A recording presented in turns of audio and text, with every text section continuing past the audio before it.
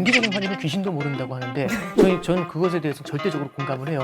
굉장히 많은 요인들과 심리가 얽히고 설켜요. 네, 경제 시그널 시작합니다. 조연산입니다. 올해는 금융시장이 다사다난했다 해도 과언이 아닌 것 같습니다. 그래서 투자자들의 시선은 또 국민들의 시선은 벌써 내년으로 향하고 있는데요. 어렵게 모셨습니다. 신한 프리미엄 패스파인더 오건영 단장 모셨습니다. 안녕하세요. 네, 안녕하세요. 진짜 어렵게 뵀습니다. 아유, 불러주셔서 감사합니다. 네, 감사합니다. 자, 올해를 보면은 생각나는 키워드가 뭐 주식 4천 돌파, 네. 뭐 환율의 요동, 예, 금 예. 최고치 뭐 이런 네네. 이제 들쭉날쭉하기는 했습니다만 최고가도 있었고 최저가도 있었는데 올해의 경제를 좀 평가해 주신다면? 일단 뭐 사례를 갖고 평가하는 게 제일 나을 것 같은데요. 네. 일단 우리나라 경제 전망부터 한번 잠깐 말씀드리면 네. 1분기에 우리나라 성장률 전망이 0.8이었어요. 근데 0.8도 높다, 0.6도 나올 수 있다 이랬는데 잠깐 한번 보시죠. 우리가 0.8이다, 0.6이다 하면 느낌이 없잖아요. 그쵸. 그게 뭐 좋은 거야, 안 좋은 거야 모르잖아요. 이렇게 말씀드려 볼게요. 우리가 2000년부터 시작해서 2024년까지 매년 성장률이 있었을 거잖아요. 네. 그 매년 성장률 중에 제일 안 좋았을 때가 2020년도입니다. 마이너스 0.7% 성장했고요. 그게 25년 내에 처음으로 역성장, 마이너스 성장한 거예요. 네. 그럼 2020년도가 마이너스 0.7로 최악이었다. 혹시 20년도 뭐 있었는지 기억나시죠? 네. 코로나 있었습니다. 코로나. 그죠? 그 다음 안 좋았을 때가 2009년도입니다. 2009년도가 뭐가 있었냐면 금융위기가 있었고 네. 고해 성장률이 플러스 0.8이었어요. 그래서 다들 와 0점대다 이 얘기했거든요. 근데 올해 아까 제가 뭐라고 말씀드렸냐면 연초에 0.6까지 봤어요. 네. 그러면은 올해가 뭐 코로나나 금융위기도 아니었는데 없었죠. 뭔가 그런 것들 아니었는데도 너무 안 좋은 거잖아요. 아마 기억하시겠지만 1분기인가요? 이제 남부 지역에 산불까지 났었잖아요. 네. 성장률이 굉장히 안 좋을 거라는 전망들이 많았어요. 그래서 잘 봐주면은 0.8, 0.9다 이랬거든요. 근데 이제 다행스러운 거는 반도체 수출이 기록적으로 올라왔고요. 네. 그 다음에 이제 2분기에서 3분기를 넘어서면서 정부의 추경도 있었죠. 이런 것들이 성장률을 갖다 1.0 정도로는 끌어올렸어요. 그래서 최악에서 벗어나는 모습을 나타낸 게 1번이었던 것 같고요. 성장 경제에서는 그랬고요. 네. 2번을 보시면은 2번은 주가인 것 같아요. 국장 탈출은 지능순이라는 얘기 기억나시죠? 네. 딱 1년이 안 된 얘기예요. 국장 탈출은 지능순이었는데 4월 달에 트럼프가 관세를 때렸을 때 우리나라 주가 지수가요. 2,300 미까지 빠졌어요. 근데 우리나라는 수출에 대한 의존도가 높은 나라인데 관세를 맞으면 침몰할 수밖에 없잖아요. 그렇죠. 그래서 이제 끝났다. 이런 얘기가 되게 많았는데 지금 우리는 4,100, 4,200을 보고 있습니다. 4천이 뭔가 기본이 된 느낌이에요. 아, 그렇죠. 이제는. 그러니까 이제 우리가 굉장히 많이 올라와 있다라는 느낌을 보는 거죠. 그러니까 주식에서도 의외성이 나타나는 거죠.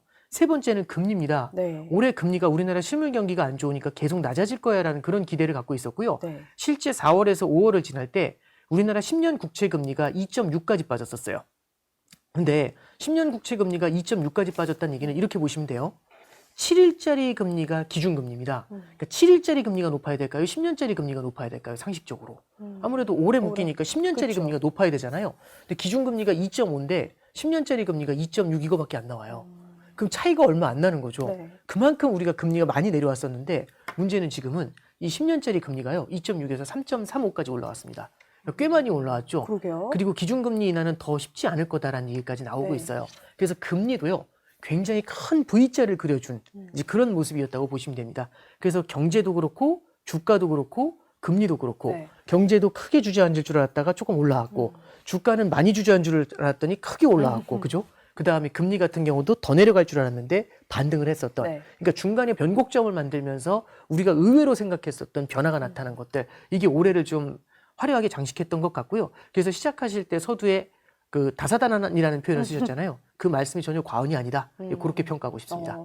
그렇다면 단장님 환율은 사실 아, 네. 들쭉날쭉 마음을 들었다 놨다 했잖아요. 네네. 환율은 또 올 한 해 정말 딱 올해 그러면 저는 환율이 떠오르거든요. 아, 예. 이게 제 한숨이 딱 나오는 게 아, 올해가 참 힘들었네요. 네. 보통 연말은 그래도 좀 이렇게 뭐 크리스마스도 있고 가족들하고 좀 이렇게 이제 좀 편안한 그쵸. 마음으로 있어야 되는데 작년 12월 달에도 환율이 되게 난리였어요. 트럼프 당선 때문에도 환율이 올라간 네. 것들이 있었고 정치 불안도 우리나라 환율을 끌어올렸었던 요인이 있었죠. 그렇죠. 그래서 올해 초에 1, 2월 달에 환율이 1,480원에 육박했었어요. 네. 그때 뭐라고 했냐면 트럼프 2.0이 시작된다라고 했고요. 혹시 기억하실지 모르겠는데 1월 20일 날 트럼프가 취임했거든요. 네. 트럼프가 취임과 동시에 200개의 행정명령이 사인한다고 했어요. 그리고 관세도 1.0하고 비교도 안 되는 게 온다고. 네. 근데 트럼프 취임하기도 전에 1,480원이면 취임하면 어떻게 되겠습니까? 1,500 넘는 거는 그렇죠. 따놓은 당상이거든요. 그렇죠. 그럼 환율이 다 1,500 넘는다 이랬는데 확 주저앉았어요. 네. 그래서 6, 7월에 환율이 얼마까지 빠졌냐면 1,347원까지 빠졌습니다. 그러니까 이제 1,347원이면 그럼 이제 달러가 엄청 싸진 거잖아요. 네. 그러면 이제 달러가 바닥이냐. 근데 6, 7월 달에 그런 얘기 안 나왔어요. 뭐라고 했냐면 트럼프는 달러 약세를 원한다. 그리고 플라자 합의라고 들어봤냐. 플라자 합의의 저기 트럼프발 버전이 말어라고 합의래요. 네. 그리고 뭐라고 했냐면 미란 보고서라는 게 있었습니다. 어마어마하게 유행했어요. 그래서 유튜브마다 다 틀어줬어요. 맞아요, 미란 맞아요. 보고서 뭔지 아냐. 네. 요즘 뭐 마이런으로 말이 바뀌었는데 그래서 이 달러가 반토막 난다. 달러 가치가 엄청 떨어질 것이다. 네. 이런 얘기가 되게 많았거든요. 그래서 1347원에서는요. 다들 밑을 받고 1200대 내려가는 거 아니야? 이 얘기가 되게 많았어요. 근데 지금 우리는 1480원을 다시 받죠. 네. 그리고 이제 다들 이거 결국 이렇게 큰 V자를 만들었고 네. 드디어 이제 지난 영업일이죠. 전 이제 거래일에서 정부가 이제 개입을 하고 여러 가지 정책들이 나오게 되면서 환율이 급격하게 하락하는 그런 모습을 우리 이제 연이틀 보고 있는 건데요. 결국에 연중으로 보면은요. 가운데 6, 7월 달에 1347원을 기점으로 1480원이 거대한 V를 형성합니다.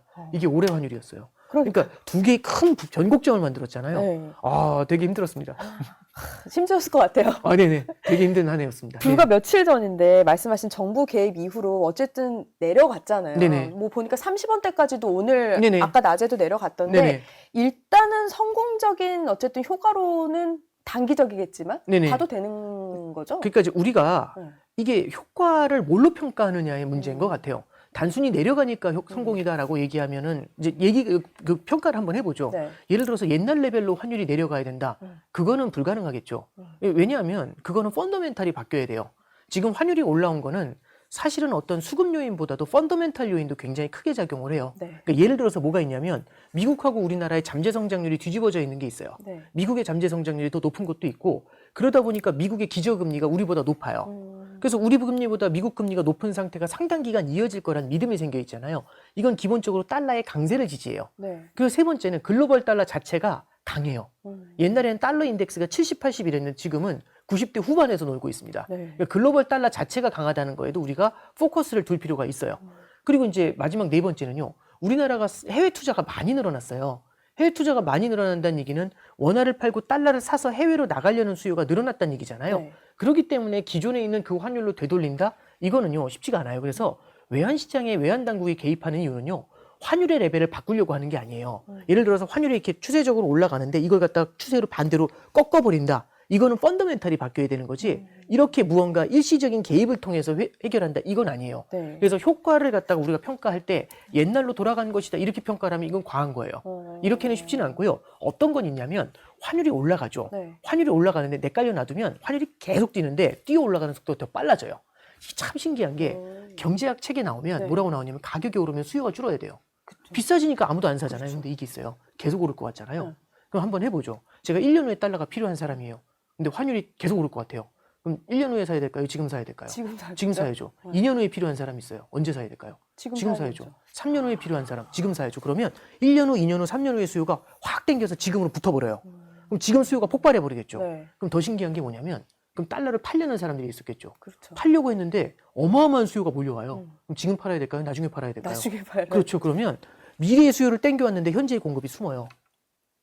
그럼 달러를 아무도 안 팔고 달러를 살려는 사람이 확 늘어나잖아요. 그러면 환율이 확 뛰어요. 근데 환율이 뛰잖아요. 그러면 5년 후, 6년 후, 7년 후의 수요가 계속 땡겨와요. 그러면 달러를 팔려는 사람은 어떻게든 쥐고 있으려고 하죠. 대출받아 버티면서라도. 그러면 그만큼 환율이 계속 올라가거든요.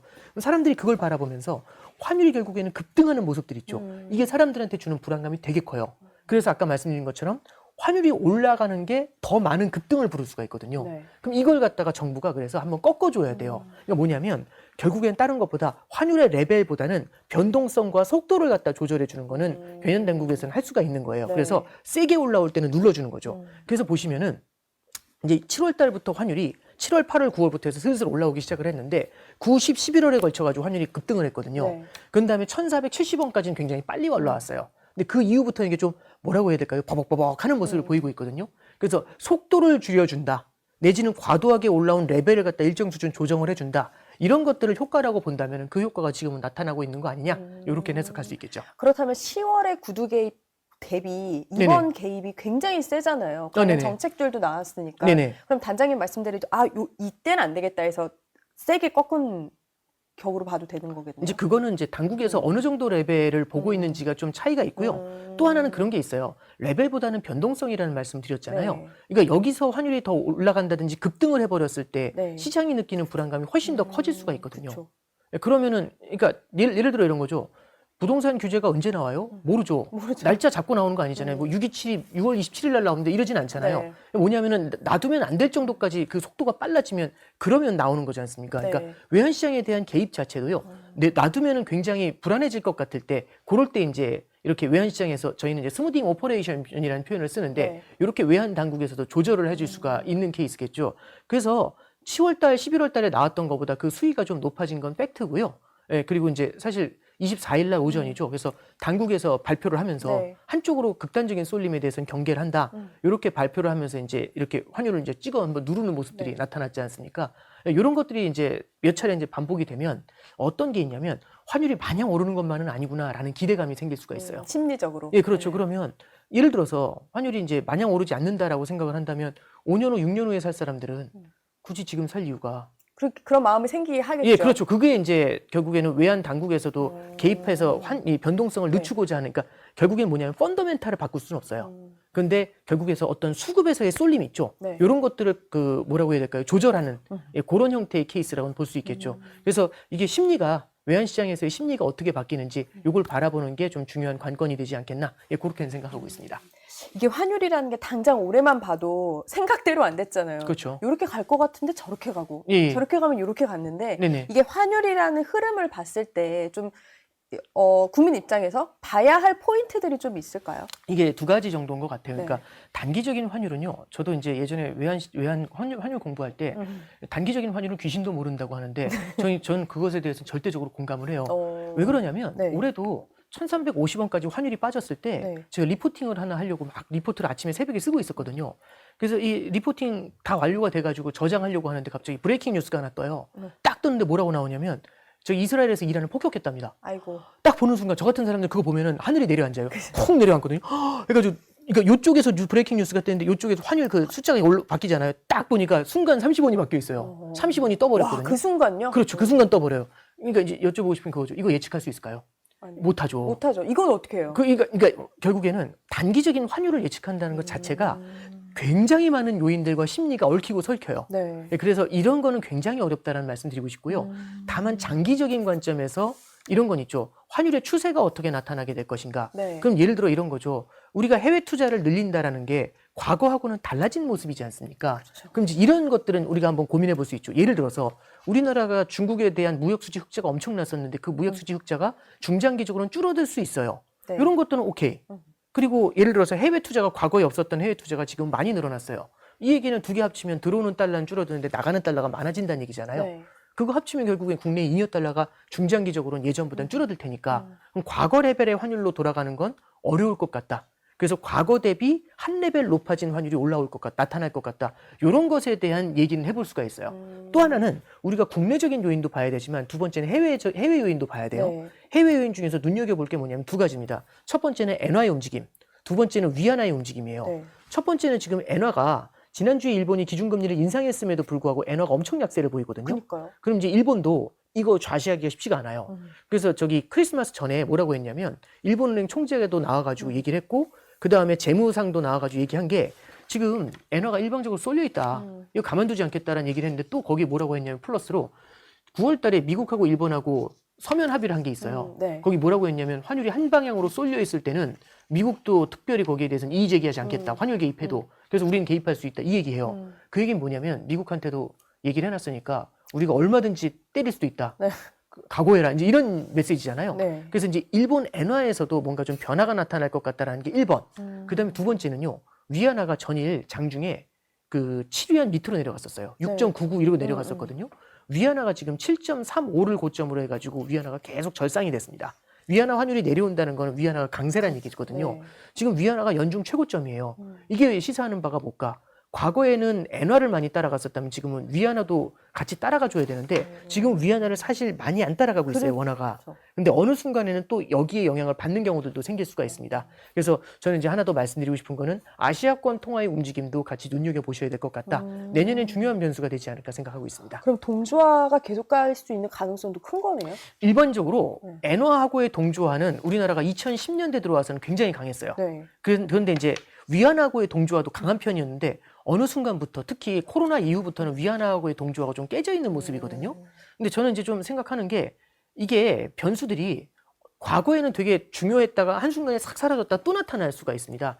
그래서 내년에는요, 유로 강세라든지 아니면 위안화 강세가 우리나라 원화에 어떤 영향을 줄까, 이걸 조금 눈여겨봐야 되지 않을까, 예, 그렇게는 생각하고 있습니다.